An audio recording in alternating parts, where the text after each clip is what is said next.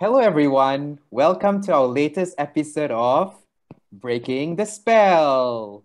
And on today's show, we have our very special guest, Jeffrey Ong. Who is Jeffrey Ong? Jeffrey is the founder of a no-brainer, not N-O, but K-N-O-W. No, a no-brainer. www.anobrainer.com, which was set up to answer one fundamental question about us human beings, which is, why do we think and act the way we do? When we think a little bit more about this question, we realize it is made up of many constituent parts. How do behaviors evolve, for example? How do our genes affect us? What about the environment and how it expresses these genes? What about how experience changes the structure and wiring of our brains? What role do hormones and neurotransmitters play in shaping our actions? To understand these areas, Jeff became a proper student for the first time in his 30s. Instead of superhero movies and soccer matches, he nerded out on neuroscience textbooks, papers, lectures, and podcasts. He discovered that the relevant fields of science have made tremendous progress in understanding how behavior is shaped. However, the nature of academia has meant that much of this research remains contained within a small scientific community. In its place, popular culture perpetuates simplified messages on who we are and how we act as human beings. A no-brainer was set up to communicate scientific research and knowledge to the general public without oversimplifying the content. A more accurate of how we take in turn allows us to formulate a more accurate understanding of ourselves and the people around us. Jeff is a recovering civil servant. We'll get to know a bit more about the meaning behind recovering later. He had an atypical civil service career attached to a different unit every year, from manpower strategy, public engagement, healthcare policy, retirement adequacy, SG50 celebrations, communications, and systems for a future public service. So welcome, Jeff, to our show, Breaking the Spell. Thank you. Thanks, Ansu, Douglas, and Santosh. Thanks for the warm welcome. Yes. So, Jeff, to kickstart our session, we always ask our guests one important question. Do you remember the first time in your life when you felt that things aren't the way they should be? Yeah, so I've actually watched some of the previous episodes of this show, and everyone else seems to have observed something far bigger than themselves. But for me, it wasn't. It was something that was not quite right with myself. And what I discovered was that there was nothing that I was really ever very deeply interested in for most of my life. So when I started school, I always had a mixture of arts and science courses, but just because I couldn't decide what was interesting. When I went to university, I did political science, I did economics and marketing, all at the same time, because I couldn't decide which one I liked. And when I went to work, I couldn't find a job which I really was very, very interested in. There was no job that felt, well, this is something that was really interested in. And the translation of this is that I was an ethically sort of lazy student. I never really studied that hard when I was in school. I remember when I was in university, the term was only 15 weeks. And for most of the subjects, I bought the textbook on week 14. And I know this because some of the times the textbook sold out. So I had to find some other ways to find the textbook so I can mark for the last week for the exams. And I guess a lot of this has to do with just a general lack of interest, of deep interest in exploring something. And I just thought that I've never actually learned that well in life. And it was perhaps also, Santosh mentioned I was a recovering civil servant. And one of the things that I had in my civil servant service career was that I went to a different unit pretty much every year. And they were all very different. And I often wondered, and they all had very positive views to say about themselves. A lot of the departments I went to told me, "Oh, this must be the best department you have ever been to," and that's not quite what was in my mind. But I always wondered, is it the environment that shaped the people to be the way they are, or is it the people that made the environment what it is, such that you get a department that is completely laissez-faire to a department that is strictly hierarchical to a department where there's one or two really nasty characters and everyone else is just suffering along. And it's quite interesting how that dynamics work out. And one day I was just searching about human behavior, and I found a lecture series by a Stanford professor called Robert Sapolsky. And it's kind of different because the questions he asked were very different. The frame in which he presents his answers is also very different. And I guess for the very first time in my life, there was something that I felt like I could nerd on. There's something that I was very interested to read up on. And there's a sort of insatiable need to find out more.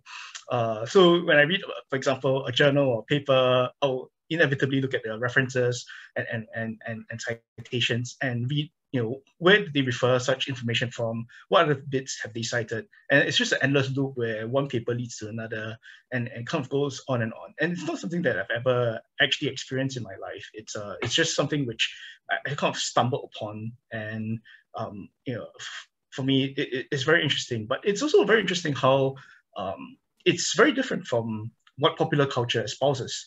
And how accurate the information is. So today we have very, very popular characters, perhaps that dominate social media or self-improvement, and much of the information is just not accurate. And you have so many people watching these videos or reading about this, and they feel like they've gotten a very good account of, or your brain is always changing, and that's not really true. Dopamine being a reward neurochemical, and again, that's not true. And so I just hope wondering how much of this audience just walks away with an inaccurate depiction of people who claim that the science tells us that it's X and Y, but it really isn't. It's just a very small part of science, and without understanding the context of the background behind this, it's very difficult to make assessment on some of the bigger topics that relates to us. Yep. Jeff, can I just ask you, can you give some good examples of what you can consider pop psychology? I think that's the right way to categorize this kind of media proliferation of science-based articles. But as you said, it comes with a very simplistic messaging. Can you think of a few good examples where you think the reporting has gone a little bit too, it hasn't been very accurate or complex enough? Yeah, so I guess one big element is your brain is always changing. And this is something that came about somewhere in the late 80s or early 90s, where we came up with this concept of neuroplasticity, where your brain actually is plastic. It's able to sort of rewire itself. And it rewires itself in certain conditions, and there are limits to how far you can push this. Sometimes it's surprisingly far, but most of the time it really isn't.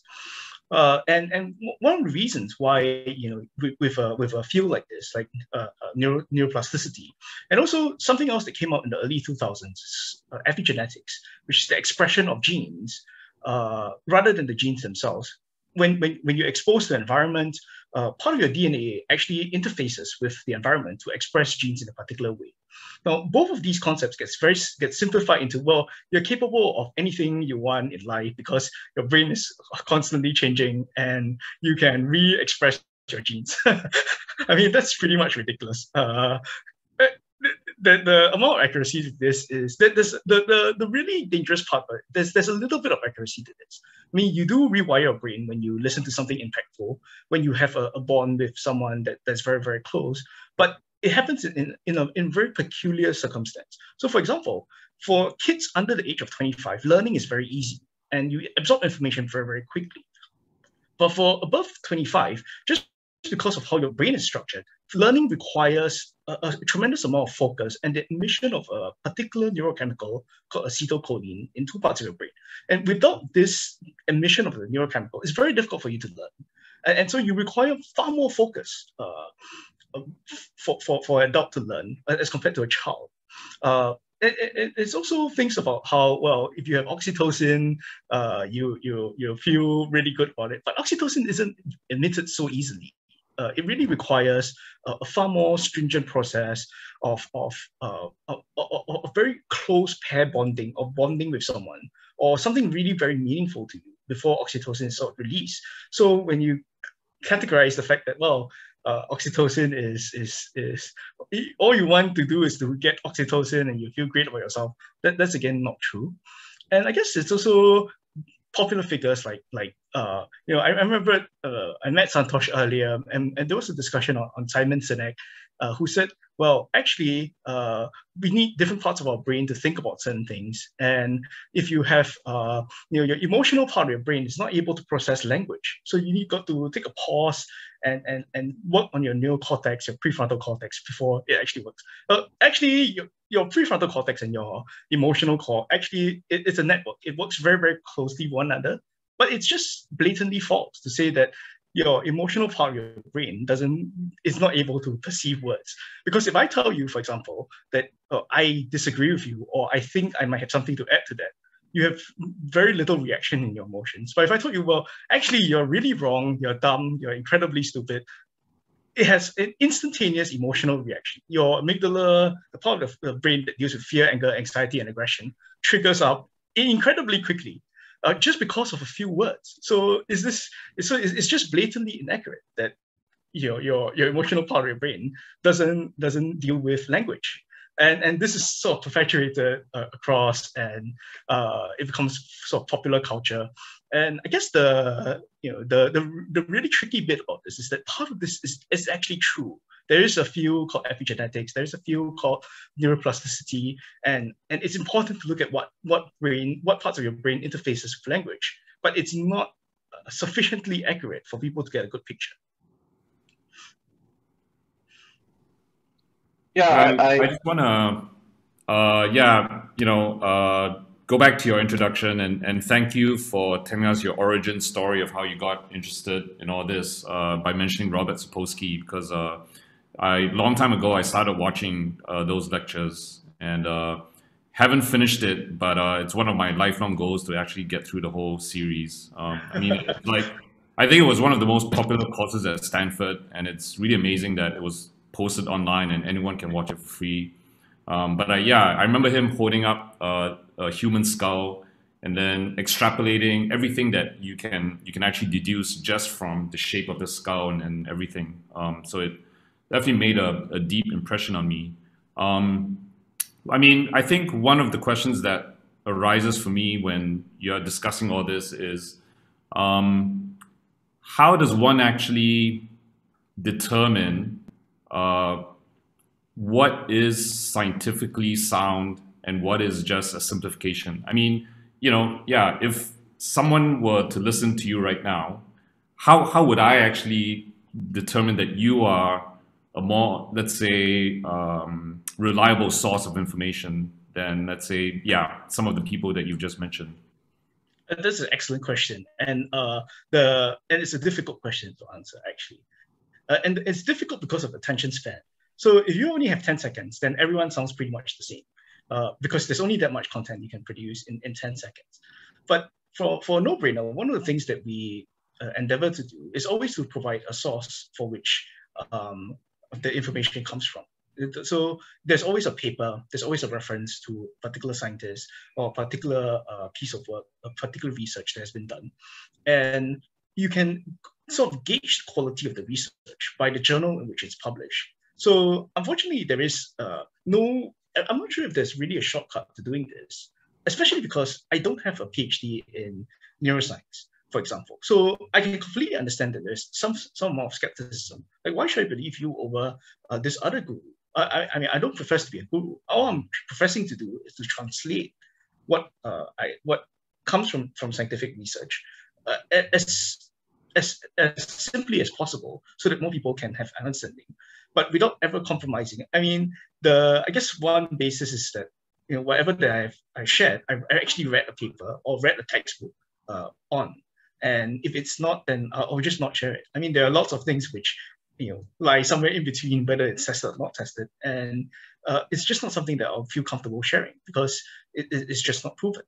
And, and again, there's this whole academic rigor. I guess part of the reason why the academic community is not able to push their messages out further, because they are very tuned into how do I prove to other academics that my research works and how many people cite my research. And so I write for the community of academics and scientists. I don't write for the public. And it kind of doesn't get translated and becomes these boring papers which no one reads. Yeah. Can I just jump in with a suggestion on how I approach this as well? Okay, so yeah, so I was going to say, actually, this is a question that the philosopher Massimo Pigliucci also gets approached quite a bit because he's a philosopher of science. And he actually relies on, if I'm not wrong, Aristotle to talk about how, does the layperson judge the credibility of the expert. And the truth is that, it's a question as old as time. And there is this conundrum, right? Because the layperson needs to be as good as the expert to know what the expert is talking about. And obviously, if you want to say, understand something very complex, like say evolutionary biology, it's very, very difficult. Like you need a PhD and no one has got the time for that. So the way Massimo kind of approaches it is that, I mean, it's not just him, but the idea is that in philosophy, you want to look at other kinds of variables. So you want to look at the person in terms of his status. You see a credible figure in the field. Does the person provide good evidence and argumentation? Does the person say have any conflict of interest? So there are all these other variables that as a layperson, you have to kind of suss out on your own. And I think, since you will always lack that technical expertise, I mean, the best thing you can do is try to amass as much different perspectives on the issue that you are concerned about. And you kind of have to make an evaluation based on that, based on the kind of limited understanding that you have. I mean, it is no matter what a perennial issue, because, as long as you're not an expert, it's very hard to per se be 100% certain of what you believe in. But you can kind of look through as much information, as much expert opinions as you can on, say, a certain topic like climate change, and reach a certain sort of verifiable conclusion based on what the experts in the field are talking about. So that's how I would kind of approach it. Yep. Yeah, and I would almost add, for myself, I don't know, the more certain a person is, the more I tend to discount what they're saying, because nothing in this world is 100% certain, and every now and then you get some seemingly rock solid scientific truth being overturned by recent research. So I think it's always good to have a little amount of humility as far as what we know.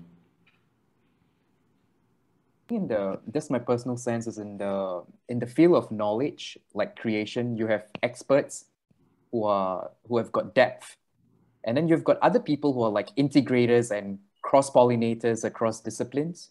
Yeah, so I think we need a whole gamut of people to co-create a body of knowledge for humanity, such that the whole is much bigger than the sum of its individual components.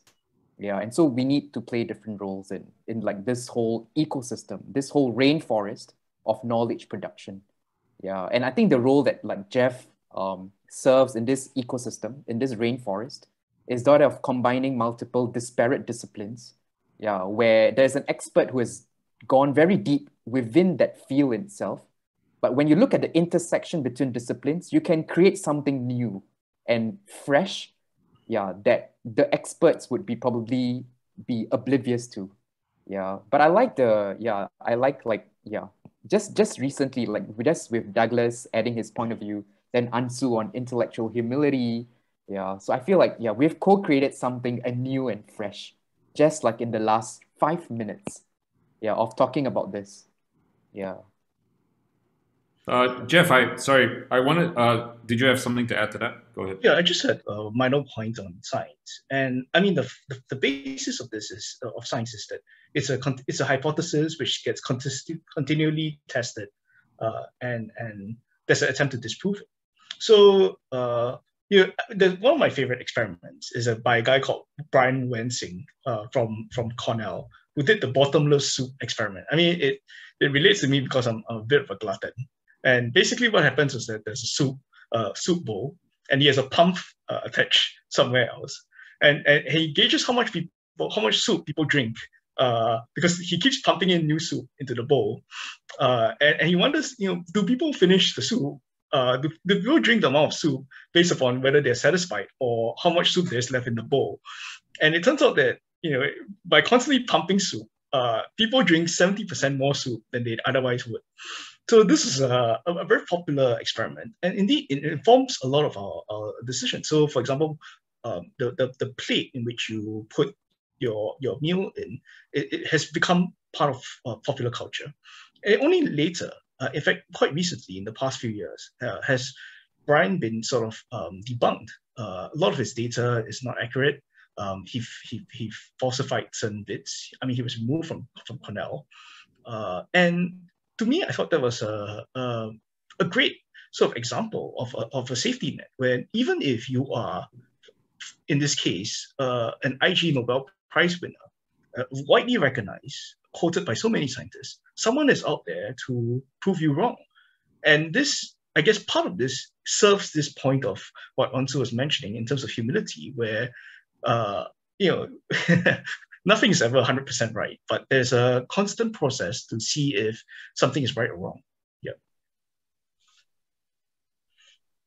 I would add to that it's also about like understanding, when we run a scientific analysis, right, there's always all sorts of variables that's being weighted, right? And of course, in the sciences, there's always this statistical analysis that's being conducted. So, variable A can be statistically significant in one experiment, and another experiment, it probably isn't statistically significant, or another variable becomes statistically significant. So there's always this kind of complexity that runs in scientific analysis. So that's why, going back to what you said, Jeffrey, like even if someone were to say dopamine or oxytocin is significant for this particular phenomena, I mean, that could have been shown in one experiment, but maybe another experiment where you try on something else, it doesn't become as important as well, and other factors become more important. And I think it's just the human brain, because we are very, it's something that I believe you also point out in your website, they're very seduced by narratives and stories that kind of lump it down to this one particular X factor that's the most important thing in your life that will account for all, the 90% of your human behavior, right, and thoughts. But that's not true, because there's probably like thousands, maybe millions of complexities or variables that account for who you are, and for your behavior as well. And we can't, a good sign of intellectual humility is actually being able to account that we will never know the 100% picture of anything, of every particular phenomena, but we try our best, right, to account for maybe the majority factors or the major ones that we can target on. The other thing I also just want to add about this is that this is why philosophy enhances the sciences, because even when the sciences get sharper and more precise with what they're measuring or what they're accounting for, right? So like say the human genome, right? But at the end of the day, we have to make up decisions. I mean, human beings have to decide for themselves major ethical issues. And that's not something that the sciences can inform. It's something that we have to decide among ourselves as a society. Jeff, I wanted to ask you, I mean, you mentioned that, for every article or blog post you write, you always link back to the source, and you've personally read all these papers. I mean, I think my understanding is that you're pretty much self-taught. And so I'm wondering what that journey has been like for you, because I've tried to read, some scientific papers, and I have to admit, I have such a low tolerance for jargon, and a lot of times I give up halfway. So could you tell us how you've managed to actually get this grounding to be able to just read all these scientific papers? I guess it's a mixture of a few things. One is I tend not to have a struggle with reading stuff. So it's terribly unappealing, but nonetheless, I'm able to get through it. But a lot of it also has to do with that there's a slight rise in writers who, or in scientists who actually are far more eloquent in how they put things. So actually, Sapolsky is one of them. He's an incredibly sarcastic guy and writes in terms of daily experiences, but then later balloons this into something that is far more complicated. And for me, it's not something which I particularly struggle with. But today, there are many mediums in which such information is available. So for example, hearing a podcast might be something that is far more appealing to most folks. And there are very, very good podcasts from top scientists around the world. Is legitimately a scientist that is one of the top 5 experts in that area that he's working on. And he's able to share on this. And exactly, as what Doug and also has been sharing, he would openly acknowledge that, well, this is something that we think works, but well, actually, it still needs to be proven. And you can find a lot of these podcasts actually worldwide. Yeah. Yeah, and I want to ask you, so you've read so much, right? Do you have like a kind of list of top 5 books or authors that you kind of listen to, and what lessons have been instructive for you? Yeah, so if I can recommend just one book that encompasses a great way for you to think about, a great introductory book to think about how human behavior and thought is shaped, it will be by Sapolsky. It will be a book called Behave, The Biology of Humans at its Best and Worst. And it covers really from, I mean, as a scientist himself, Sapolsky is quite a unique case. On one hand, he's a professor of neurosurgery. He's an endocrinologist, so he looks at hormones. And he's also a primatologist, so he spends like 3 months in Kenya looking after a troop of baboons. And because of this, he already innately has this multidisciplinary bit to him to begin with. So I'll definitely recommend this. And it gives you a simple, there are 3 appendices. It gives you a simple introduction to how neurons work. If for people who might struggle with that, there's a simple introduction to what genes work and simple introduction to how hormones work. And as a book, the structure of it is terrific. And I think we'll touch on the structure a bit later. But that would be one book that I'll definitely recommend as a 101 to understanding all these different fields and how it affects human behavior. Another book I'll recommend is a book by David Eagleman, and it's called Incognito. And it really refers to, well, how much are you aware of what's happening in your brain at any one point of time? And the answer is it raises a lot of philosophical questions of, well, the awareness might only come later, but is it really still you? And I guess later we might have a chance to talk about some experiments that show this to quite a unbelievable extent. So those are the 2 books as a start that I think most people are interested in. If you're interested in neuroplasticity, there's a book called The Brain That Changes Itself by Norman Deutsch. If you're interested in epigenetics, there's a series of books by a lady called Nessa Carey, who was actually part of the team developing vaccines for COVID. And she looks at how genes are expressed. If you're interested in how comparing how behavior evolved from, let's say, if you compare an animal with us, I mean, how similar, where does morality come from? Right? Does baboons have morality? Do they share the same morals as us? Is it an evolved behavior as a human creation? Or you can check out a guy called Franz de Waal. He is a primatologist, and he looks at, do baboons or bonobos or chimpanzees kind of have the same moral beliefs as we do? If you're interested in sort of broad behavior, then any book from Dan Ariely or this book called Alchemy by Rory Sutherland, who's the vice chairman of Ogilvy, that's a great book. Again, partly because he's a great writer, he's a very funny guy, and it's very easy reading for the person who's just getting into this. Yep. And what lessons have been instructive for you? What lessons has been instructive? Yeah. Just maybe 1 or 2 things that you have really taken away from your readings and you found that it's majorly impacted your life. Well, I think the from a satisfaction standpoint, it's that there's something which I'm finally sort of interested in, and I'm happy to commit my time to. But it's also this bigger point, which everyone has sort of touched on. It's about thinking about how human thought and behavior is incredibly complex. You are an incredibly complex being, and it's very difficult to pinpoint your behavior to one particular action. And therefore, it's actually quite useful to consider across the different fields. Of course, this then means that you have to keep reading because there's so many different fields that explain human behavior in one way or another. But it's fairly interesting to actually see how one field affects another. So, for example, whether you have stress hormones actually also depends on your childhood environment or your prenatal environment or your genes. And it's kind of related. So it's you don't start off from a completely new standpoint. You get quite a good sense of what stress is, and then later you understand, well, there are some triggers to it, and it's kind of linked. There's a fair bit more reading that's involved, but then there's a linkage which makes it easier. Oh, thanks a lot, Jeffrey. Like that's a massive list of books and authors to read. But I think for me, the next best alternative is to stick closer to you than to go to these books, because it's just an insurmountable task to like read all of this. Yeah, but like for me, I came into this episode with one burning question amongst many other burning questions, and it's about changing people's minds or changing my own mind. Why is it so difficult to change someone else's mind, despite the fact there is evidence and there is rational reasoning? Why is it so difficult? Why is the truth so inconvenient and so unbearable and so unpalatable? Like, why is it so difficult?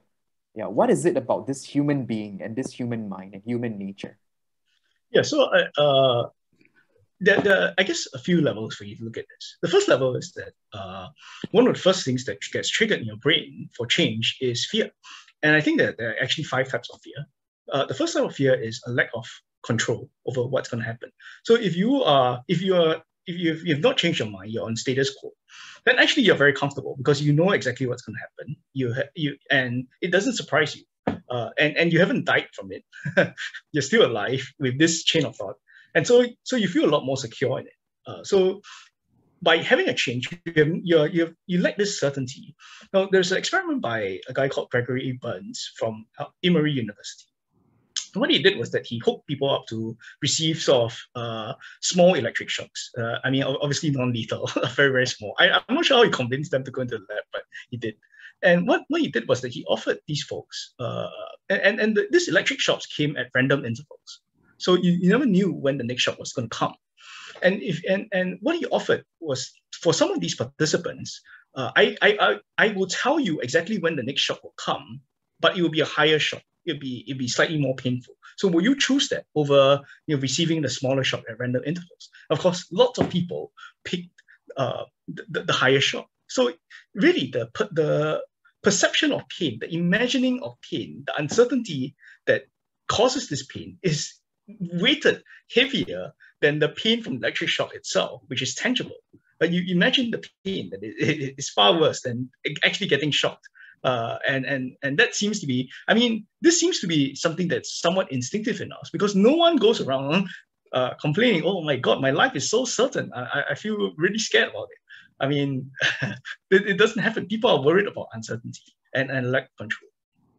Sorry, that's a really, sorry to interrupt, but that's a really interesting experiment. And it prompts an idea of like a thought experiment, because I'm just thinking every time we go into a doctor and we have to get an injection, we have a choice whether to look at when the person's going to inject or not, right? And that's almost like the equivalent of, do you want to know when the pain is going to happen? And yeah, I'm just curious, are you the type to look away or to look as the needles go in? Like for me, I used to be, I think I would look, yeah. And so I guess that goes to that experiment, right? You'd rather know when the pain is going to happen. Yeah, I mean, I look. But I guess a lot of it has to do with the perception of how painful it actually is. So how painful is the needle shot to most folks? And it's unbearable. So there are folks that are really scared of needle shots. And whether you look or don't look, it's still painful because you know that it's coming.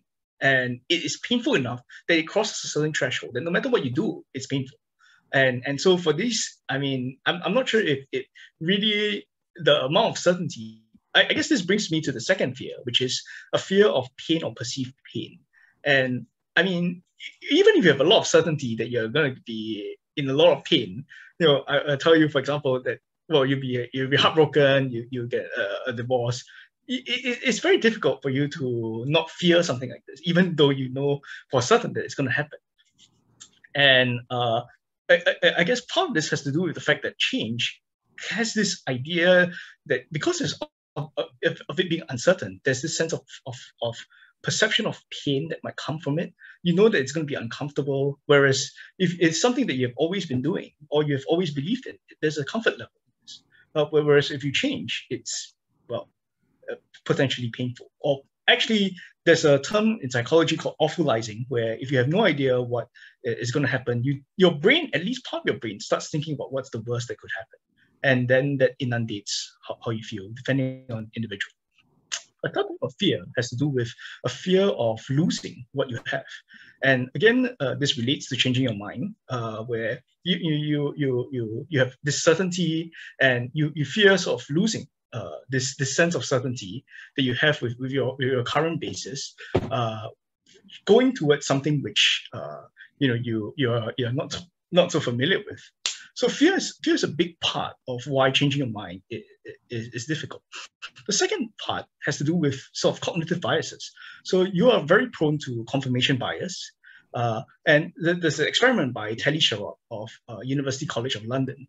And what she did was that she got two groups of climate, you have activists, people who believe in climate change, in man-made climate change, and people who deny man-made climate change. And she divided them into two groups. So there's believers and deniers in one group and believers and deniers in the second group. In the first group, she gave them information that, she actually got her colleagues involved. So it was an actual professor that came in to brief them, who told them, well, recent evidence show that climate change is far worse than we imagined. So this is terrible. And we're going to face a faster demise. And the second group, the professor came in to them, well, actually, we made an error. It's not quite so serious. Actually, man-made climate change is not such a serious problem. And what do we have? Do people believe the new evidence that they are given? Well, only if it fits their existing belief. So if you're a believer in man-made climate change and you're in group one, which is told that the climate change is much worse than initially thought, then you face this issue where, or you're really worried, you think that doomsday is coming, and you think, yes, this is exactly what I believe. But if you're a denier in group one, and what you have is, well, who's this professor? I mean, who is he backed by? Is he financially backed by something? How do you know he's right? He's probably lying for some strange reason. And it's the reverse for group two. So when we are told that climate change is not so dangerous, the deniers were like, yeah, see, we told you. I mean, it's not so dangerous. I mean, you guys are making a mountain of a molehill. Whereas on the other hand, believers thought that, well, who is this scientist? I mean, who is he backed by? Is he backed by an energy company? Where's his research from? Is it robust? And so you have this element of confirmation bias towards looking out for information that supports your point of view. And the last bit, I guess, is cognitive dissonance, where it relates to this fear of pain, where if you have openly declared that you believe strongly in something, it's very difficult to then change your mind towards going to something else. So, if I've declared that, well, I'm atheist, I am atheist, and I don't believe in God, and I have many strong debates about this, and it's very difficult to then change my mind to say, well, actually, there is probably a God, which there isn't, but yeah, I mean, it's difficult to change my mind. I just want to add that we have an episode called Mistakes Were Made But Not By Me. It's written by Carol Tavis and Elliot Anderson. Did I get that right? So it's something that me and Ong Su covered. It's a book review, and it perfectly is a good encapsulation about the whole concept of cognitive dissonance, right? The idea that when you make a mistake, it's not internally your fault, but externally, like external factors made you, resulted in you making a mistake. But if it's the other guy, if he made a mistake, that's an indication of his character. And I mean, the book goes through a lot of examples of this kind of what do we call it? Like trying to reconcile with cognitive dissonance. Yeah, so I just wanted to add that in. I must also say that change is easier if the position that you change is not so far apart. So, for example, you like mango and banana, and I ask you what's your favorite food, and you say mango, and then I start persuading you actually banana is much better, it's healthier, and okay, banana, that's fine. I mean, bananas are a great food, and you are able to change your mind because the distance between the two is not so far apart. Whereas something like you believe in man-made climate change or you deny man-made climate change, this is very, very far apart, which makes it very difficult to change. The second bit is how staunchly you believe in it. So if there's something that you believe very, very, very strongly in, then as Douglas said, you have this sense of cognitive dissonance. It's very difficult for you to shift away from the belief to something else, especially if it's, as we mentioned, very far away from your original belief. So the strength of the belief that you originally had and how far away the change matters in whether you're able to change your mind. I mean, I like to hear. Maybe the mistake is to have the intention of changing the other person. Maybe we shouldn't be trying to change each other so much. And that, I mean, change happens anyway, right? Whether we want it or not. So even if someone wasn't trying to change me, I'm sure in 10 years' time, I'll be a different person than what I am today. So I assume that the inevitable question after this is, so what helps to change our minds? And actually, it also, I think, hits the nail right on the head, that sometimes change need not be explicitly on what you think it should be. So, for example, there was a growing field in medicine. It's actually how to convince people to take their medication. It's safe medication. In this case, it's stroke medication, and people have, there are a number of people who, about 1/3 of people don't take their medication on time, even though it has a 1-factor chance of reducing a second stroke. So it's very safe and it prevents a second stroke by a factor of 1. And you have this case where scientists have to think about ways in which how can we convince you to save yourself, and this is not an anomaly. I mean, 40 to 50% of our deaths today are accelerated by ourselves, either through some form of metabolic disease, or you drink and drive and kill yourself, or you smoke and get lung cancer, or you fall off a building trying to take a selfie, something along that lines, where there's a high number of deaths which are accelerated by our own actions. And actually, so to a certain extent, the people that we should be fearing the most is ourselves. But how did scientists actually get people to take their medication? They entered them into a lottery. So there's actually a number of ways in which they have done it. One being the lottery, but one is that if you don't take the pill from the pill box, you get a message sent to your relative, who then scolds you and nags at you to take the pill. A second is that if you don't take the pill box, you don't get a reward. But the third one, which they find the most effective, is a lottery, where if you don't take your pill, you get entered into a lottery where you have a random chance of winning a prize. And as it turns out, this actually is a perfect way in which how dopamine works. But it requires something quite strange to convince you to save yourself. And it's not really persuading you to take the medicine. It's not persuading you that you should save yourself, that this medicine is good for you. It's putting in a separate sort of incentive. Very, very similar example, when hepatitis C was first, when medicine for hepatitis C was first introduced. It was a very painful medicine. It would make you vomit, and it would make you have the chills. It would give you a very bad headache. And the first batches of people who took hepatitis C medicine, actually, most of them couldn't finish the course, even though if you don't take the medication, what you get is that you'll get liver cirrhosis, your liver would slowly corrode away from hepatitis C. And there was only one guy who managed to finish the medicine in his batch. And actually, that's Dan Ariely, the scientist that we were talking about, the behavioral scientist. And what did he do? He is a fan of movies. And what he did was that he had to take the pill 3 times a week. And what he did was he rented a movie on the morning on which he had to take the pill. And then he would start playing the movie 1 hour before he had his medicine time. So he substituted the benefit of saving himself with the joy of watching a movie. So, saving yourself is not sufficient to incentive enough for him to take the pill because it was so painful, just like everyone else. But what he did was he found a substitute reward. which is watching a movie. He'll reward himself on the days in which you're supposed to take a pill by watching the movie. And after and because the movie is playing and he's feeling a bit better, he has the incentive or the motivation to then take the hepatitis C pill.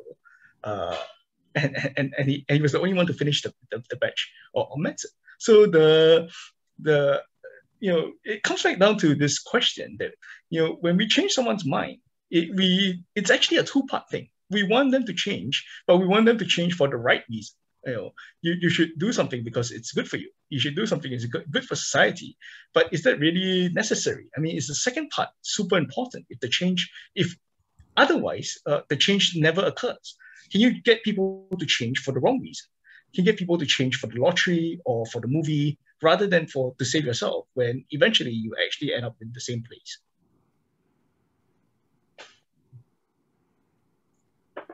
I'd like to ask Jeff if you have any stories whether you have changed someone's mind, or actually even through the work on your website, right? I mean, as much as we are on this topic about intentions or changing people's mind, I mean, I look at your work as an intention, a very conscious intention to change people's minds. So, I'd like to ask whether you have any stories in that regard. Has someone maybe sent you an email saying that they love the work that you do, it's helped them to think better and more critically about certain issues? Yeah, so actually, I wrote a piece on pedophilia recently. And obviously, pedophiles are they're probably the scum of the earth in perception. I mean, no crime is lower. But there's actually research that shows that actually pedophiles are at least somewhat different at birth from a normal human being. And also the question being, does anyone really want to be a pedophile? I mean, if you end up being a pedophile, don't you think that actually it's a very unfortunate thing that no one will ever want for themselves? And is this a choice that someone makes, or is it something which they're inclined towards? As it shows that the research seems to show that there is a signal mismatch. Research is done by a guy called James Cantor from Toronto. He's probably the leading expert in pedophilia, because no one else actually does research on pedophilia. But what he finds is that through a brain scan, when he compares pedophiles with other criminals, he realized that there are certain parts of the brain that consistently light up different from other offenders. And what it shows was actually there's a signal mismatch where if you see, just like we sometimes are sexually attracted to adults, for pedophiles, the mismatch comes with you care for a normal human being, you care for a child and you are sexually attracted to an adult. That seems normal. But for the pedophile, it's reversed, where you are sexually attracted to a child and then you care for adults. And there's a mixture of a different series of brain parts, as well as glia, the cell that binds, that supporting network in your brain. And this seems to be, and he did quite a big study. He had compared the brain scans he had 60 pedophiles going in for a brain scan and 60 offenders. It's very difficult to find 60 pedophiles to send for a brain scan. So it's quite a large survey. And so the question is, is pedophilia really something which, is it really something of choice? And of course, this is something which some of my religious friends are particularly big about, because free will must be an underlying condition for you to believe in religion. I mean, Christianity, for example, must be built on free will. And yet, for them, they were able to say, well, I'm not sure if I completely buy this argument, but it changed sort of my view on the extent to which people are inclined and what sort of solutions that we should have. Should pedophiles be punished severely, or should there be an alternative arrangement where if you know that a car has faulty brakes, would you allow it to be driven around in the streets? Is there another way in which you can deal with a faulty car? You send it for repair. And are you able to send the car for repair earlier, knowing that it has faulty brakes? Yeah, actually, this brings up one of the topics that I was interested in discussing with you, which is really, how does all this new science of human behavior change the way we look at our criminal justice system? And One of the books I read that made me think about this, it's called Unfair, the science of, the new science of criminal justice. And in it, actually, one of the cases that was discussed was about a man called Mr. Oft. This was in the year 2000, and he suddenly started having pedophilic behavior. Like he started molesting his stepdaughter, and then they were going to put him in prison. But then the night before his trial, he started complaining of headaches. So they sent him in, to the hospital to check him up. And then the doctors did an MRI and they actually found a brain tumor. And once they treated the brain tumor, these pedophilic tendencies disappeared. And then a year later, it came back. And then when they re-examined his brain again, the tumor had grown back. So here was a very clear example of, this behavior that we consider criminal having a very clear physical cause. And so, it does raise a lot of questions, because I think our whole criminal justice system is based on this idea or principle of that, these people deserve punishment, and that, being put in prison is a punishment for something that they know they should not be doing. So I wonder what your views on criminal justice are and how we should reform it. I have a very, very long answer for this.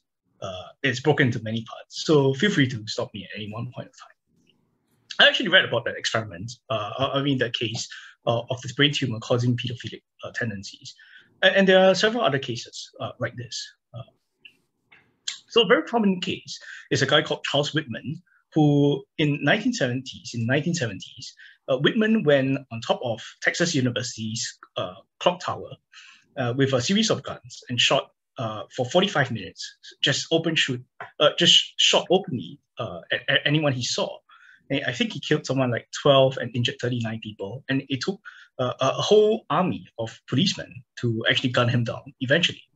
So Charles Whitman kept a diary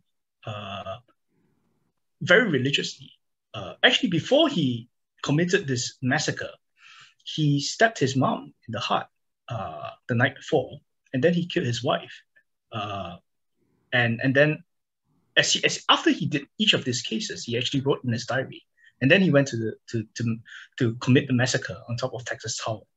And one of his messages that he wrote was that and he wrote this constantly. I feel like I'm not myself anymore. I'm not sure who I'm becoming. And if you are so kind, I feel like my end is coming. And if you are so kind, after I die, could you grant me an autopsy? And he left $30,000 of his money for an autopsy. And so they did the autopsy, and they realized that there was a tumor that was pressing down on his amygdala, which is exactly the part of the region, the brain region, that you expect someone to commit a crime like this, because it deals with fear, anger, anxiety, and aggression. So you think, well, this is pretty much it, right? Case closed. It must be the tumor. But actually it isn't. Most doctors disagree that it's the tumor. Instead, it is a series of long events. So Charles Whitman's father is a guy called Charlie Whitman, who had a very, very tough childhood, but he was a self-made businessman. He was, I think, a car salesman who eventually made it very big. Because he was quite insecure about himself, he transposed some of his insecurity on his kids. So Charles Whitman, as a kid, was not allowed to interact with other kids. Part of this was that Charlie himself was such a unattractive character. He had to boast that his kids were the smartest and they were the most athletic, and so he didn't want his child to mingle with other kids. And as a child, Charles Whitman did very, very well in school. At age 6, he measured an IQ of 139. I mean, IQ test is not. There's a lot of debate about how accurate it is, but he consistently did very well in every category that he did. When he joined the Boy Scouts, he became the youngest ever Eagle Scout at, I think, age 11. And eventually he joined the military, and he was a marksman straight away. And he won a scholarship to study in Texas University. And so he was a somewhat capable man, but he had a series of difficult events. The first being childhood abuse. And childhood abuse is a big predictor of future violence. And so what they realized was that for a lot of the folks because Charles Whitman and his mom weren't allowed to mingle with others, what happened was that they realized that Charles Whitman often had spot bruises and welts across his body from being beaten by his father. Well, when he joined the military, he went back to and he got a scholarship to study in Texas University. He got caught for poaching, so he sort of went hunting, a very common thing that university students did. And because of this, the military actually took a very, very strong stance on this, and they decided eventually to revoke his scholarship, which was a big blow to him. Finally, I mean, in the later part of his life, what happened was that his parents divorced, and Charlie Whitman, his father, continued to try to hunt his mother and him down through various avenues. He would still come by to try and secure them, and this weighed very heavily on Charles Whitman, who then turned to drugs. He turned to taking several drug prescriptions, but he also took the chance to see a series of different psychiatrists. And on the very last psychiatrist that he saw, which was in Texas University, he told the psychiatrist of this vision that he had of going up to the clock tower to shoot people. And the psychiatrist, in his notes, wrote that Charles Whitman seemed to have two characters, seemed to have two personalities. Now, on one hand, he's a very sensible, bright, and normal person. And on the other hand, he seems to be fueled by these demons that made him someone else. And then this tragedy sort of occurred. And it seems like it's not just the tumor that causes Charles Whitman to create this. It's a series of events, each leading to a complicated equation that then causes him to commit a crime. It's childhood abuse. It's the fact that the abuse stayed with him for a very long time. It's a lack of childhood interaction with other kids. It's the constant pressure to do well. It's the various setbacks that he keep getting throughout his life. And it's turning to drugs. And he's not able to get psychiatric help when he needed. Every psychiatrist he didn't really follow up with him. I mean, partly, of course, it's his fault that he didn't follow up with the psychiatrist. But to a certain extent, when someone's is in need for help, it's very difficult for him to be the one opening up to such things. So it's a series of different events that then leads to Charles Whitman committing this crime. So then the question comes, is Charles Whitman culpable for the crime that he committed? Now, if we just look 300 or 400 years ago, there's a constant belief that we are the agents of our own action. Like, we must be in control of our actions. And 300 or 400 years ago, actually the most popular books are on witch hunting. How to identify and kill witches, how to identify and hunt witches. And it's actually the most popular books that were around in the 15th or 16th century. And what happened was that, what's a case of something that might be perceived as being possessed by a demon or being a witch, is when you involuntarily start twitching, and then you might hit someone, and even if it's someone very close to you. And you shake and you're not able to control yourself, and it looks as if a demon has possessed you. And today we just know this as epilepsy. I mean, it's just a corrupted neuron that causes a seismic shock in your brain that corrupts other neurons, causing you to shake uncontrollably. Now, would you ever convict someone who, while shaking uncontrollably, smacks someone else and you say, well, that's assault? I mean, that's pretty ridiculous, right? I don't think anyone will ever agree with that. So at what point do you then draw the line in which you have agency over your control over yourself? And at what point do we have a case where a medical condition affects you? Now, if I can just touch on one last set of examples, there's a very popular experiment done in the 1980s by a guy called Benjamin Libet.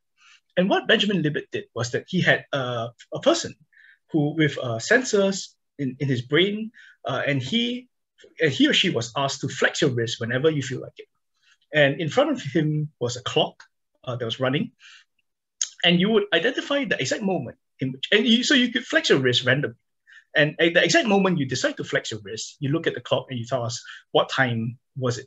What's the corresponding time? And they measured your brain activity during this. And what he found was that consistently, the order for which you flex your wrist happen about half a second before you choose to flex your wrist. So if I can put this in simple language, it seems as if your brain has already decided half a second before you actually do something to do something. And when this study came out, there was a whole debate that came out.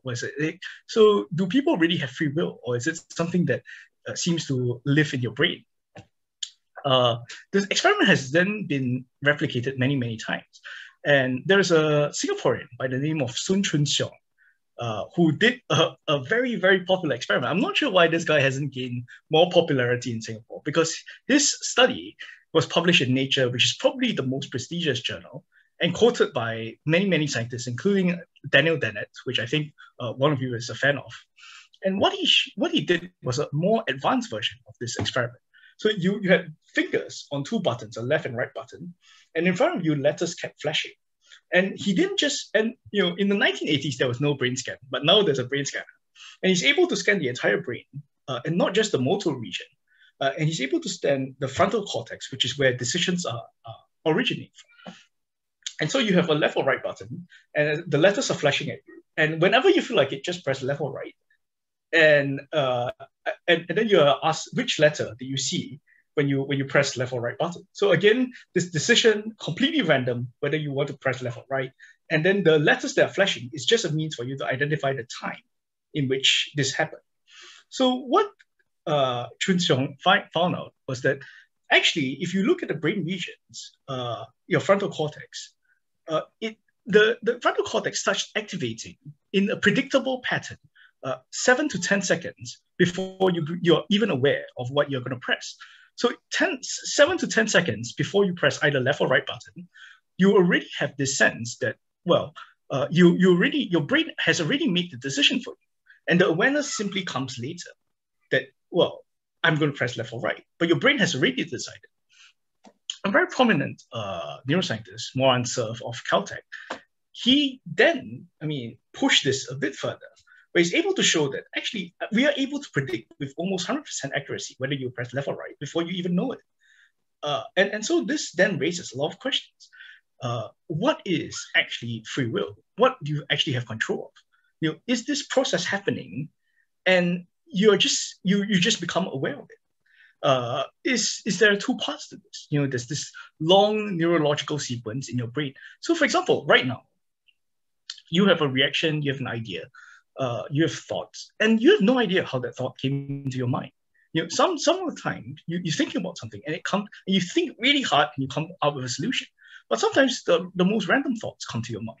What should to eat for dinner? How did that thought actually came about? And at which point did that thought come about? And how significant is this? Because is it something that your brain decided and you just become aware of? Or is this something which you've decided? Is it you who have decided this? Or is it your brain? And is your brain simply a product of a very complex neurological set of decisions? Sorry, I'm rambling a lot on here. But the basis here seems to show that quite convincingly, it seems as if awareness is something that comes much later. Your brain has already decided. A very good example, a very good analogy of this is a king who rules over his entire country, and he doesn't know exactly what's happening in different parts of this country. There's a farmer that's raking the ground at 5 a.m. There's a milkman milking the cows at 6 a.m. And together this produces a set of food which the delivery man sends to the market at 8. And because the delivery man sends the food on a constant basis, people have a constant supply of food, and then they're able to feed the executive typing on his laptop at 9 because he has a constant supply of food, who then delivers his report to someone else who is able to make a lot of money from this. And this entire thing is happening, and the king doesn't really know what's happening in his empire. He just knows top-line details like, oh, the economy is up 5%. And that's great. But how did the economy rise up 5%? There's all these different parts that leads to it. Are you actually aware of it? Is it just awareness that you get? Or are you actually the one that decides these things? And it seems to be far more likely that you become aware of it much later, and then you try to explain what has happened. There's a book by two Harvard psychologists called The Enigma of Reason, which seems to indicate that reason is something that we developed only after something has happened, and then we try to explain it. But we don't really know why it has happened. And there's a lot more experiments I can share, but I feel like I'm rambling on a lot. But then this gives us this weird sense that are we really in control of our actions? Or is it just a complex neurological equation where if you are brought up in a certain environment, if you grew up in a certain society with a certain type of preference, in a certain era of technology, with a certain set of genes, with the type of environment that expresses a certain type of genes, with a certain childhood experience, with your teenage, your adolescent years, it's a very complicated equation, which is it can possibly never be calculated. But is there a point in which you consciously decide? Is there a point in that equation where free will enters? And it does, and this is, I guess, the source of great debate in the scientific community. Like I think most scientists agree that there's this neurological equation that seems to be outside of you. But where they disagree is part of the equation that leads to the final answer? Is there free will that leads to part of the equation, or is there no free will? And so, Jeffrey, yeah, I will just interrupt you there. I mean, you're obviously, very passionate about this subject, and a lot of the examples you came up with, like Benjamin Libet, I actually have his book. I think it's called Mind Time. Enigma of Reason, I've read it also, and it's been hugely influential on my thinking. I kind of want to see if I can turn this into a three-way dialogue, which I'll moderate. So I'm so sorry. No, it's okay. I'll address my questions to Santosh and Douglas. But to me, it's becoming more apparent that as time goes on, science will just deliver more and more and more examples of how our behavior is being caused by different factors. Those factors even multiply. And yet, despite all this accumulation of examples, our subjective experience is that we are the center of our awareness. We are self-determining, subjective creatures. And so Douglas and Sanders, how do you reconcile these seeming contradictions? I think Jeffrey is this incredible source of all these examples of how science almost wants to, will put us in this box that we can't escape, this prison of objective causation that we can't escape out of. But then, let's say we do accept this proposition. Does that mean that, let's say we accept that none of us are morally responsible for any of our actions. Would it mean that all of a sudden, overnight, people are going to say, oh, great, I can now go commit murders and no one's going to hold me responsible for that? Yeah, how do you respond to this? Santosh, you go first. But I just want to say one thing before you answer. Please go. If we accept this premise, right, this philosophical premise that everything is really predetermined, whether it's about our genes, whether it's about our childhood experiences, personality, and so on, right, then why do we even bother saying we can change people's minds? That's all I'm going to say first. Okay, Santosh, go ahead. Yeah, no, I think my straight answer is everyone has to admit their fallibility. So just a genuine admission of my individual fallibility and everyone else's fallibility brings us closer into a space of shared vulnerability and shared compassion, which then prevents people from going berserk and having an anarchic situation.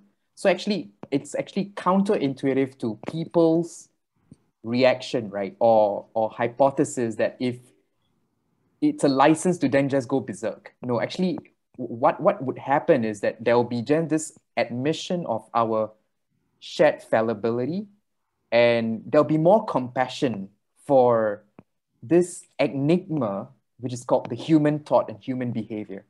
Yeah, so that's my analysis, and this has got massive implications on our criminal justice system, on policies, on advertising and marketing. It's got massive implications on all of this large, private sector, public sector decision making. Yeah, but I think essential to what Jeff, Ansu, and Douglas mentioned, right, will be a lot more compassionate and kinder to ourselves and to everyone else.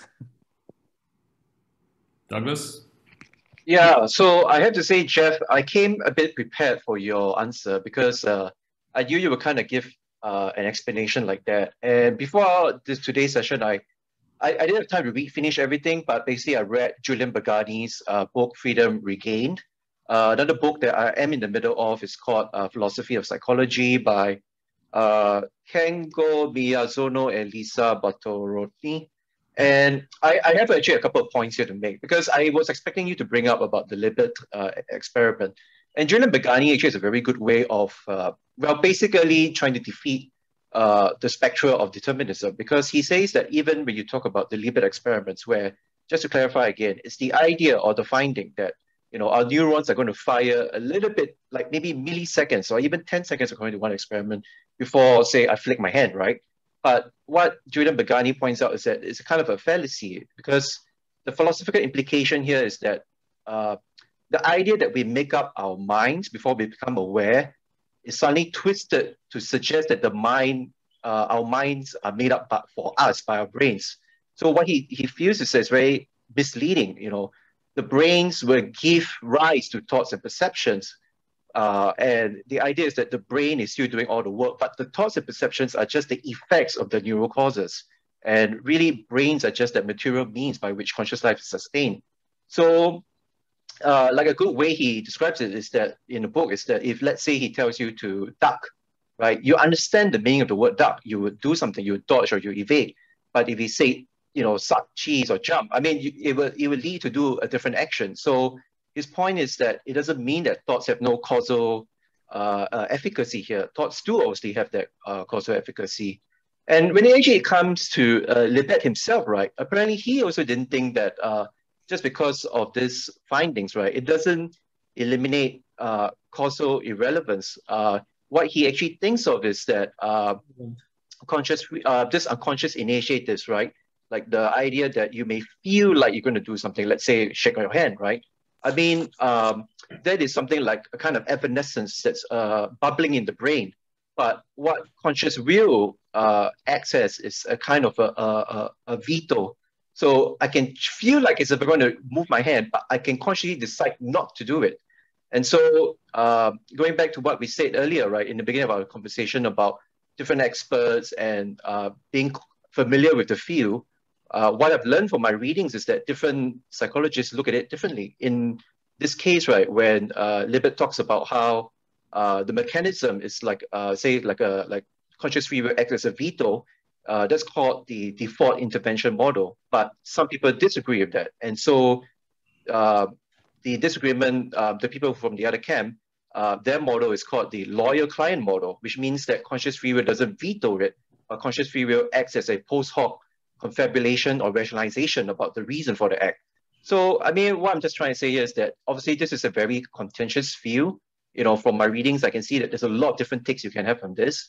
And even the most hardcore determinists, such as Daniel Dennett and Sam Harris, even when they were asked about the question of criminal justice reform, even they didn't think that that means it gives laissez-faire free rein for criminals to do whatever they want to do.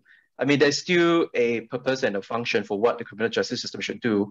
It can definitely be reformed to be more humane and definitely take into account, like what Santosh was saying, the idea that you look at a person with a little bit more compassion and kindness based on their background and their circumstances. But it doesn't totally suggest that that nothing can be done about it. And there are very important things that the criminal justice system should still do to communicate to the public, like, what you choose to do with in a criminal sense still has a major impact on society, and we still need to act, in addressing that. Yeah. I must say that this is a topic that interests me a lot. So actually, I think I can ramble on for about 10 hours without stopping, just because there's so many examples. But I completely agree with. I completely acknowledge that this. I personally, I do not have a preference whether we are predetermined. I mean, there's a little bit of challenge here because there seems to be a few different terms which people have different views. Whether what is predetermined, what is free will, exactly what is free will. and whether you actually have the will to change something. And what does that actually mean? But the quite a number of examples to look at. And I did read Libet's view on his experiment. First, I think his experiment is flawed because just the experimental design would require you to take a little bit of time before you are able to recognize it. But I think his conclusion is quite a useful one, in which he says, do you have agency to then veto your action? Is that 0.5 seconds agency to veto your action? And there's a guy called V.S. Ramachandran who classified this as free won't. You have a thought, but then surely when the thought comes to you, when you become aware of it, surely you must have the ability to decide, well, I'm not going to do it. I feel like killing someone, and I know that it's wrong. I'm not going to do it, even though I'm inclined to do something like this. Right? So that must be the case, right? But the real question, I guess, this comes down to this sort of longer discussion is when you make a decision, assuming that the first thought, the first inclination for you is subconscious, which it probably, I think to a certain extent is, then when you consciously start thinking about the decision, what influences your decision? I mean, is there an element in which you yourself as a human being actively, deliberately make a decision, or is that decision by itself also shaped by neurological factors, also shaped by evolutionary factors? So what I mean by this is that, I decided that I have this urge to kill someone, and I know I shouldn't do it, and eventually I decide, well, I'm not going to do it. But why did I say no? And consciously it appears to us that we have thought through this. It's our own self that have processed this. But what makes us come to that decision? Is this again another complex neurological equation about what happens? And the reason why I'm saying this, again, this is not my preferred answer. My preferred answer is that we have free will. But there is a second part to this, which is consider all the things that happen. Santosh mentioned about marketing. Consider a decision like whether you should donate your organs on death or not. And across Europe, this was a huge run in 20 years ago to get people to agree to organ donation. And for most countries, if you try to persuade people, it's about 5 to 10%. It's slightly higher in the Netherlands because it literally was a government priority. They ran huge shows explaining why you should, and the leaders went around across all political parties to tell people you should donate your organs because we really need it. And for the Netherlands, it reached slightly below 20%. So all this persuasion got people to about 20% of people to persuade to donate their organs. But you could just change, if you just change the option, right? Upon death, do you, by default, agree to donate your organs? Is it a yes? Is the default option a yes or no? And by changing the default to yes, so unless I explicitly say so, I will donate my organs. The default option is yes. Now suddenly you see that organ donation is somewhere around 99% across all countries. In other words, all this persuasion gets you to about 20%. But just by presenting the information differently, it becomes 99%. So there's a whole, again, I could ramble on for 10 hours, but let me just quickly cover. I promise this will be very quick. If you hold a hot cup of water when you're assessing someone, when you're reading someone's profile, well, by holding a hot glass of water, you actually think that the person has a warmer personality.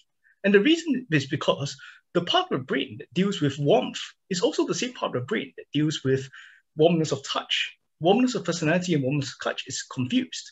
If you wear a shirt that says stingy or generous, now you tend to fit this profile that you have worn, even if it's printed in the underside of the shirt where no one has ever seen it. Now, if you go through an experience where you simulate being a superhero, you're 30% more likely to be helpful compared to other people. There's a very funny experiment where University of South Carolina tested, how successful strip dancers were in different strip clubs. And there's a particular point of the month, a 6-day period during ovulation, where you earn 3 times more tips, everything else being kept the same. And the reason is because when you're ovulate, your face is slightly more symmetrical than when you're not. And no one would ever attribute this to, well, when you go for a strip club and you give more tips to the strip dancer, no one would ever attribute this. So, oh, well, I know you're ovulating and therefore your face is much prettier today than in 6 days' time. And this, again, replicated many times where you take pictures or you see actual faces of people. So is your explanation actually correct?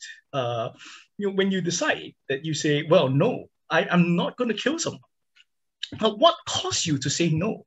Again, this is a black box. Now, I completely accept that Libet's, or actually Ramachandran's view, that actually you have this veto power. But what then causes you to decide? What decision do you make? Is this then another complex neurological equation?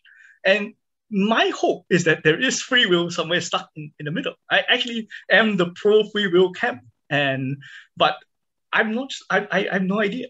Now, if I can add two last things. Sorry. The first is that the amount of research today is far more than any other point of time in science. So, for example, there's no papers published on epigenetics in the 1990s because it's not discovered yet. There's, I think, 1 or 2 papers published between 2000 to 2010, and today there are thousands of papers on epigenetics. Same thing with amygdala and aggression, testosterone and aggression. You have 5 or 6 times more papers that are published today than just 10 years ago, and it shows us that it's a field which is quite new. And the second bit is that there are 8 billion people on Earth, and it's so hard to keep track of all 8 billion people on Earth. I mean, what the hell is everyone else doing? And they all seem to be a bit different. But you have up to 100 billion neurons in your brain, each connected to 10,000 other neurons. So you have somewhere between 500 trillion to a quadrillion connections. And imagine the amount of activity. And this is taking away, the influence of hormones and just your neurons alone. There are so many neurons. And how do you know what's actually happening in your brain? I mean, I think the sort of view that Onsu and Douglas have shared is that there needs to be some humility. I mean, to a certain extent, science has done all these experiments, but there also needs to be a humility that we probably don't have a great answer at the moment. And it'd be foolish to then be, well, yes, we have complete free will or we don't have complete free will. It probably is being comfortable that we probably do not have complete free will, I don't think. But do we have at least some amount of free will? Which I do think so. How much free will do we have? And how does this impact the criminal justice system? I mean, we used to persecute pigs for murder because we think that animals should have agency over their actions. And we used to persecute witches and people with epilepsy who have a very dark history of being punished because they seem not to be able in control of themselves. But we don't know if, and so if we look back 200 or 300 years ago, we'll think, well, our ancestors, our predecessors are incredibly stupid. What are they doing? I mean, persecuting pigs and finding witches. Now, what would people 200 or 300 years later think about us when we set people to the death penalty? I mean, is that legitimized? So I thought perhaps this is something that Santosh mentioned, that we shouldn't quite take it to the extreme. We shouldn't take the most extreme option. And there probably is a need to segregate someone with violent tendencies from the rest of the population, because you need to keep the rest of the population safe. But do you need to kill the person? Do you need to, I mean, is there a possibility of a slightly more compassionate view, knowing full well that actually human behavior is incredibly complex? So I'd like to introduce a slightly different way of approaching this topic. And it goes back to, I think, what Santosh had kind of introduced into the conversation, like just this idea. I think it's a more like spiritual approach. And I think one reason why the problem of free will has been so difficult to answer is probably a sign that the way the question is set up is probably mistaken. And we have to keep thinking of how to ask the question differently. And maybe one of the issues is this enlightenment assumption that the way we should look at a problem is the individual person, like what's causing me to do something. But then if you look at it from a Eastern, spiritual perspective, there is no isolated me. I mean, Ansu is, interconnected to everything else. And so, like, I've recently been reading David Graeber's new book, The Dawn of Everything. And in it, he talks about how in indigenous cultures, their criminal justice system was basically if someone committed a crime, like he killed someone from, in the tribe, they would make all his relatives and all his kin like pay compensation to, the victims' families, right? And so it was a collectively held responsibility. It wasn't just pinned on that one person. And so it's making me think, like, what if, someone commits a crime and we start tracing the history, we make the schools that he went through pay a penalty or a fine, we make his family, like, be part of the compensation. Every institution that he's been through is part of this process of restoration. Like, how would we look at things differently? How would our institutions become more responsible? Because they have to think about the consequences of what all these different people are going to do. And so it's just this idea that, yeah, we're all interconnected. And to some extent, I almost believe in a form of panpsychism, that consciousness isn't residing in just the brain. Like, consciousness is part of everything. And we are just different facets of the same consciousness.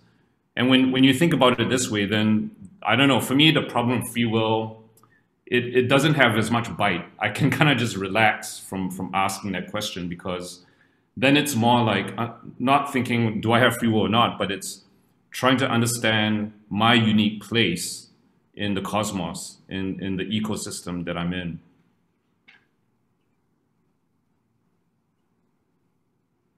So yeah, go ahead. Curious if you guys have any responses to that, because there's a totally different way of looking at this.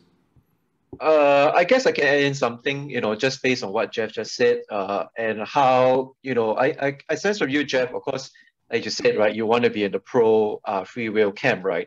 And I think that to a certain degree, even among philosophers who are not as interested in this question, even they have kind of like, in a tautological kind of way said, does it really change the way you behave, right? Because even if you don't believe in free will, does it really change the way that in the end you still have a certain illusion of free will? But I think how I want to address, what you've just mentioned, because you mentioned quite a lot of studies, and I'm also just as familiar with them. And I think what I would like to communicate also to readers, right, is that I mean, all these studies are very fascinating and they're very interesting, and they certainly communicate a very strong message that there's a lot of our behavior that's very unconsciously driven. Like, for example, I want to use real examples so people can relate. So maybe I may like a certain fruit. I like durian. And I don't know why I like durian, but I like durian, right? So, I mean, this can be a very unconscious thing. I can't really introspect and figure out why I happen to like durian. I can maybe point to certain things. I like a certain taste, I like a certain texture, but I can't identify, like, for example, and so when I build up this particular, proclivity, right, to like durian. So I think in that sense, we can look at ourselves and we can realize that many things in our life, like our tastes and preferences, definitely have some unconscious kind of origin. But going back to every study you've mentioned, right, I think this is a very important takeaway, which is they're just not the same as, say, for example, me choosing to go to school, what school I want to go to, me choosing a career, because, that is not decided by a reflexive action. So the idea that I'm waving my hand right now, sure, you can point to all the neurons, all the material basis as to why I'm doing this right now, but it's not going to determine whether I'm going to choose school X or school Y 2 years down the line, right? So in the end, there's always this space for deliberation and freedom of choice, because there is a difference between all these studies that identify something that's very quick and reactive, sometimes also described as a type 1 kind of action, versus a type 2 kind of action, which is, you take 6 years or 2 years to decide on something, to choose to get married or something like that. And, I think that's kind of the way we can kind of computate and digest all this, that, yes, I'm sure you guys are also familiar with the Good Samaritan study, but just to flesh it out, right, like it's the study where they look at participants who were given a sermon to be kind to strangers, and then when they were told to hurry and help the stranger, not all of them helped. And it turned out that the situational factor, the idea that they're rushing for time, was a more important variable compared to being told beforehand to help a stranger. But again, it's not 100% because there were still some people who were in a hurried condition. They were hurrying, they were rushed for time, but they still chose to help. So, we still have this little space, right, to go against things that may come very naturally or instinctive to us. Just like you maybe saying you want to kill someone, but in the end you don't do it. So, so I think we can kind of like rest assured that as much as we can be very befuddled and maybe scared, that many of the things that we can't explain about ourselves are conscious, and we may never find a good reason for it. But maybe if we try to, it's the same way with the criminal justice system. If we try to be more deliberative, more kind, more compassionate, tap onto the better, I can't believe I have to use Steven Pinker here, better angels of our nature, the better tendencies of our character. And, as Ong Su mentioned, on the societal level, right? Because that's also where it should play a big part of. And that way you can craft out and develop a much more understanding and humane society. So that's kind of how I see it. Yeah. By the way, Douglas, when you were talking about like decisions to go to which school or whatever, I did think of like all these twin studies that show that identical twins who were placed in different families, like somehow they would even choose the same colored shirt to wear, the same necktie. So I think it's still, science will uncover like maybe the hidden causes behind why you chose a certain school over another. I think that remains to be determined. Yeah, actually, that's a good thing you brought up, because there is this interesting film. I watched it quite some time back. It's on Netflix, if I'm not wrong. It's on a triplets, these three brothers, and they were, I believe, identical, and they were separated at birth. And when the three of them met each other later in life, I think they were in their 20s, they had these similarities, as you mentioned. They like the same kind of women, they like the same kind of wine, a lot of similarities, but yet their life trajectory still changed like later on. Like one of them committed suicide, as I recall. So again, it shows, yes, life is just complex, right? Like you can have all these genetic similarities, and it's hard to control for sure, but people do make different decisions in life. Yeah. I think for me, my biggest takeaway is the idea of the dichotomous thinking, that it's an either or, like either there's free will or there's no like free will. I think it's just this binary dichotomous thinking that is maybe at the heart or at the crux of the dilemma that we need to learn to move away from. And just to, I think my takeaway is to learn to be comfortable with uncertainty, with complexity, and with the unknown that is unfolding in every present moment. Like, just that sense of awe and mystery for the unknown that is unfolding, and to be able to be to sit with comfort and to be at ease with that. Like, that is like my takeaway, because it's just intellectually and cognitively impossible to answer the questions that you have all posed to me. It's just impossible. And so what I tend to do is I want to just sit in awe and in wonder, like at this mystery, like of the human civilization, human nature and society. It's just too complex. Yeah. And I don't know if we could all come together and instead of I think being very self-righteous and being beholden to our own unique beliefs, if we could all learn how to surrender our beliefs and to sit with the uncertainty, something could emerge. Something, Sorry, Jeff. I just remembered a very cool example of, there was once this group of scientists, they went to, they explored a clan of Bushmen, and I can't remember it starts with K, but I can't pronounce it. And basically they had a radio, and the radio emitted sort of noise. And the Bushmen were very, very, they thought, where did that noise come from? And they tinkered with the radio, and they realized that if you pull out the wires, the noise stopped coming. And you think, well, that's it, right? But actually, the source of the sound is some radio station very, very far away. There's a studio of someone speaking, which then projects into this radio station that sends radio waves out. And the truth is, I guess we don't know if there is a radio station somewhere else. I mean, we can probably look at the radio, and when we pull out the wires, we are sure, yeah. If I take out your hippocampus, you can't remember anything. But is there a radio station somewhere else? And is there someone in the studio giving a talk? We don't know. We don't really know enough to know about this second bit. And I guess that's something that speaks to the humility that the three of you have mentioned repeatedly during this session. Yeah, I really like that, the metaphor of the radio station. I think all four of us have just been transmitters for some crazy, like, kind of programmer somewhere in another place. We are like a simulation of God's consciousness. Like, it's a simulation, it's a virtual reality, and we're just all playing this virtual reality. And yeah, I don't know. It's just so many possibilities. Yeah. Yeah, philosophically, there's this thing called the simulation hypothesis. It's pretty much like the Matrix. Are we all in a major simulation? And I mean, I've read a little bit of it, but at the end of the day, I ask myself, does it change my life? I still got to do the things I got to do, right? So yeah. Jeff, I just want to turn it back to you. So, I think Ong Su brought on a good theme into our conversation, which is societal change. And it's definitely something I also been meaning to ask you, because, even up to this point right now, I think we've been still pretty centered on individual change. But you clearly have a passion for trying to introduce neuroscience thinking and all these other very fascinating scientific subjects, perhaps into public discourse, I would assume into institutional reform. So do you have any ideas of like how you think certain institutions, doesn't it be the criminal justice system? It can be social welfare, it can be healthcare. Do you have any ideas you'd like to share? I think this question is really difficult to answer. It's both easy and difficult to answer.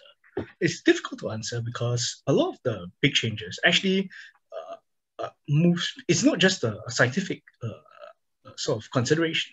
It's a financial, it's a political, and it's a popular sort of sentiment.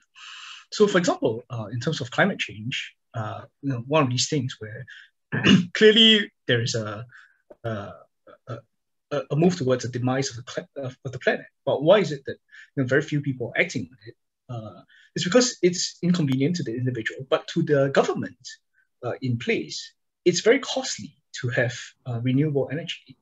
And it will cost them political votes, which then, I mean, even if I am true and I'm genuine, I want to effect climate change, I might not be around to be able to effect it because I'll be voted out by coal companies or people who find that it's too costly to pay for energy bills. At the societal level, I mean, there are enough groups that have sort of different opinions on this. So it's sort of something that I struggle with, because I think that a lot of big societal issues have this varying degrees of influence. Some political, some financial, and some just popular sort of views.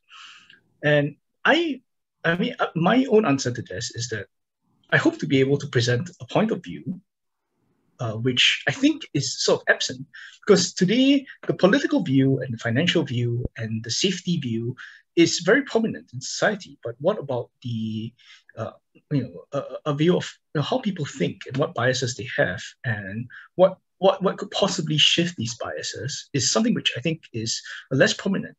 And for me, I think it's just about introducing this element through a no-brainer. Hopefully, it's able to reach to a reasonable audience.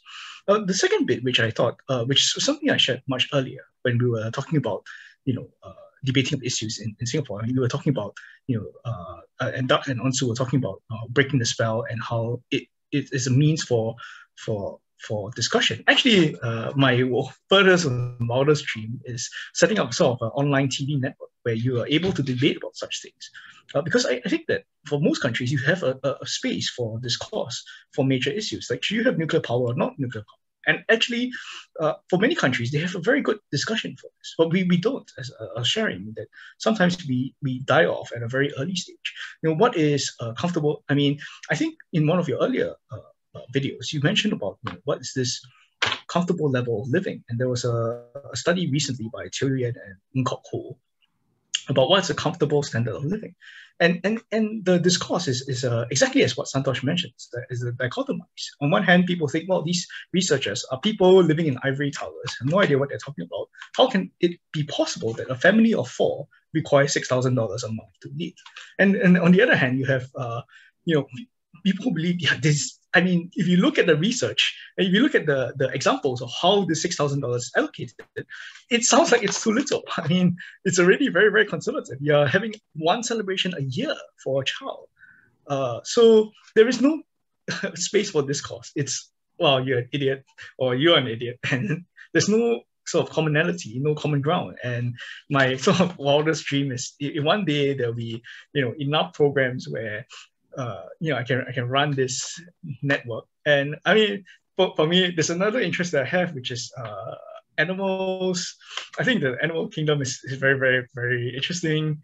And so hopefully there could be a series of different programs, one for debate, one for sharing on animals, one to share on human nature and how brain works, and so on and so forth. And it'll be something they can run where it provides information element to maybe Netflix. Well, I'd say that idea is a no-brainer. You should definitely go for it.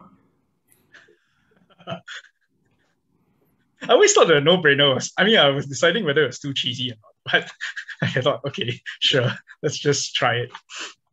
No, it's great. I like puns and it's catchy, so. Yeah, I guess, among us, we definitely brought up many times in our videos that we need better platforms. Maybe I'll be the more honest one, the more blunt one to say that I don't think the government will provide it. So the point is that it's something that has been driven from the ground up and clearly generated by the collective will of the people out there.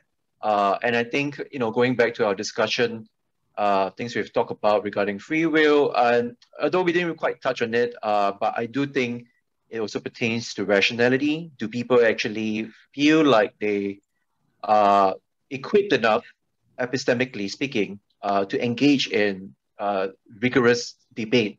And I think that's not easy also as well, because just on this idea about science, right? So even if you were to say propose, let's say, 3 different types of climate change solutions, and they're all very heavily science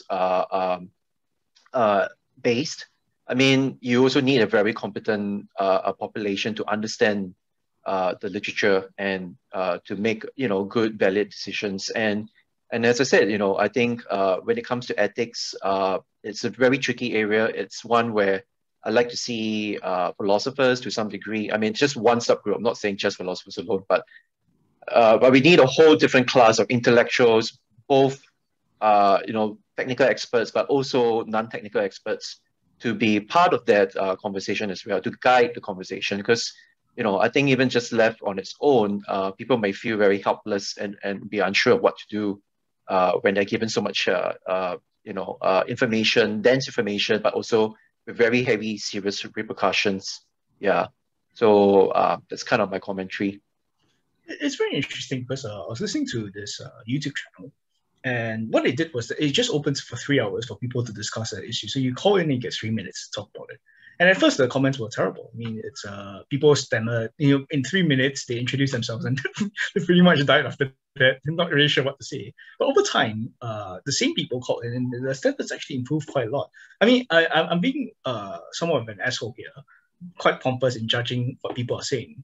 But there's a clear, discernible difference between how people are able to progress simply by having the exposure and having the chance to participate in this. So at the very beginning, people might not really be very good at this, but over time, they could be much more comfortable. I will back you up. I will back you up and say it's not about you being pompous. I do think we, even at the same time that we were talking about having humility, I think at the same time, we got to also recognize severe errors in judgment and people making, say, gross errors in evaluating the facts as well. I mean, we do live in a society where it's very important if, for example, you believe in the factual basis of climate change, as an example, right? If you can't even believe in that, if there's a huge segment of the population that doesn't even want to accept that kind of premise, you can't even move forward with the dialogue. So it's not about being pompous. We're not trying to say that we want to look down on people like that, but we're just saying that as a society, we need to come to a certain collective consensus about what's happening, and that does depend on scientific facts. It's just that what comes after that, yes, that is pretty much up to the deliberation and the decision making of the populace. Yeah. My sense of the situation is that the political party, the dominant political parties, or the people in the ruling class, they have robbed the citizens of the agency for participation. And this is deliberate. Like, yeah. And so actually what needs to be done is this reclamation of my agency and my power to participate. And in that reclamation of my agency and my political participation, that improves the entire collective intelligence in both sense-making and decision-making. Yeah, so we move away from a model that's very centralized and where decisions are made by just a centralized few to a model of governance where everyone has a certain idea of the solution, has a certain part of the solution, yeah, and we come together to co-create solutions. Yeah, so I think there needs to be this shift where people reclaim their agency and their power. Yeah, and this has been engineered. This has been like this idea that Papa knows best, you know, like state-based paternalism, you know. So let me think for you, you know, you just do what I say. Let me do that thinking for you. That in itself is very insidious. Yeah. Whereas a different approach is, hey, actually, we all know a certain part of the problem and a certain part of the solution. We need to come together to frame the problem first, and then to frame and co-create the solutions. And I don't know best. So that is a different shift. Yeah, where and then people start to open up, and as what Jeffrey, you alluded to, right? Their capacity and their competence to debate more effectively increases over time. It's an investment worth having. That is an investment worth having. Even though that in the initial phase of that transition period, the decisions that we make collectively would be bad. But it's worth sticking through that for a longer period of time, where then collectively we make better decisions over a longer period of time. The cumulative effects of just more participatory approaches and inclusion, that improves collective decision making. I mean, that's just like my take on the situation. Yeah. Yeah, I want to just speak to the common motivation behind our show, Breaking the Spell, and also Jeffrey, your site, A No-Brainer. I think it really is to try and make a lot of these ideas more accessible. And I've always been a fan of Feynman's, I don't know what he called it, like his formula or his sort of like, you know, Richard Feynman, who's like a brilliant physicist, but he actually said, you don't really understand anything unless you can explain it to your mother, you know? Like, and I think that's kind of like the acid test that I also want to apply to, you know, like I don't think any of us can claim to really understand complex things unless we know how to break it down and simplify it for someone else. And I think that's also a way to democratize the whole aspect of knowledge production. So, shall we wrap it up? I think it's almost time. Yeah. Any final thoughts from anyone else? Like concluding final thoughts or reflections or things to ponder on? Like, do you think there's something that you've taken away or something that's worth pondering or contemplating on? I'll just finish by saying, you know, I realize now Jeff is an incredible resource of like all the scientific research out there. So from now on, you know, if I'm wondering, okay, has there been a paper done on such a topic? I know exactly who to call. Yeah, I guess I'll just add on with what you just said, Ong Su, and I just want to also say that, like, even for me, I'm very conscious about when we have our sessions. You know, am I making sense? Is the audience able to understand in very simple terms what we're trying to talk about here? And you're right, because if we don't make that intelligible to our audience, then, you know, our efforts are for naught, right? So, and if we want to believe in that mission of democratizing knowledge and critical thinking, then we got to ensure we do our part. Jeff, I just want to say, thanks so much for being on the show. Like I said, before we started, I really enjoyed the stuff that you put up. I really encourage everyone to read it. Sometimes the writing can be a bit long, but stick with it because I just want to say, I mean, Jeff, you acknowledge it too, right? Because sometimes you put a disclaimer like, okay, this is going to take you 8 minutes or 15 minutes to read, right?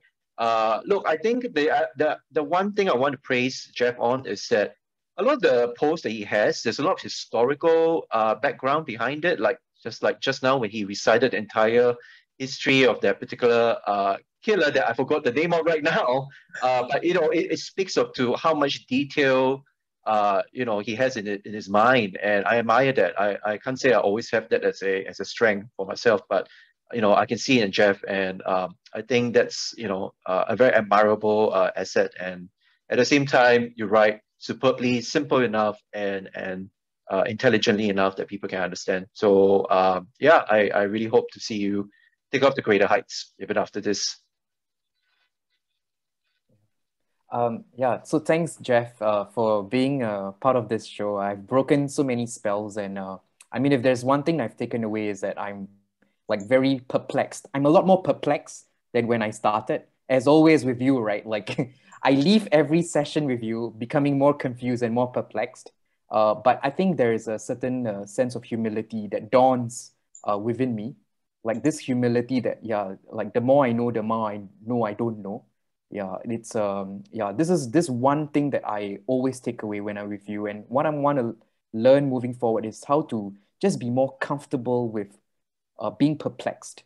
Like, yeah, and yeah, that's my takeaway. Like, yeah, I'm always blown away like by your anecdotes, by your research. Yeah, it's so overwhelming. Yeah, and yeah, so thank you so much. And like for the rest of the viewers out there who tuning into this episode, Jeff, could you let us know like how can we access your content? How can we reach out to you if you've got questions? If we would like to collaborate with you, how can we do that? Yeah, first, can I just say that I'm very thankful for the very kind comments from everyone. Actually, I've gotten the exact opposite view that after today, I actually explained some of the things that I've tried to explain several times. And to be honest, it's never really worked. I think after a certain point, it's just too much or just too boring. And I think it's a combination of actually myself not being a great sort of presenter of this information, and the topic itself might need a different way to approach it. And one of the things which I've been thinking about is whether writing is the best way to do this, because it's quite hard to get people to read longer pieces. So first, I mean, thanks for letting me be on the show. I mean, I really appreciate the opportunity, but also appreciate the conversation. I mean, just the chance to talk, to listen to your views, and also to debate about certain things.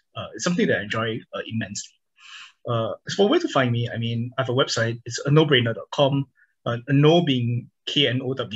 You can also find me on Facebook, Instagram, and I'm hoping to start a podcast or quite soon on various topics. But it's something which I do need to think about. I think how to present information in a different way. I'm a bit worried about being too succinct and too simple, but it might be something which I mean, it need not be simple, but it might need to be more interesting. Yeah, but thanks so much. I mean, I watched some of your earlier videos, and in fact, I think I've watched like 4 by now, and I could continue watching them. And it's kind of also a little bit comforting to see other groups of Singaporeans with this deep expertise and deep interest in a particular subject, in philosophy, in degrowth, and how, and sharing that with other people. And also this manful journey of setting out a YouTube channel and going through this process. It's actually, I think, sometimes a little bit of a lonely journey, but at least you guys have a team, which is quite a comfort, I guess. Yeah. We're all together on the same, man. We're all on the same bandwagon. Yeah, all on the same train. Yeah. Yeah. Anyway, thanks, Jeff, for joining us. This was a wonderful conversation. Enjoyed it. Thank you. Thank you. Yeah.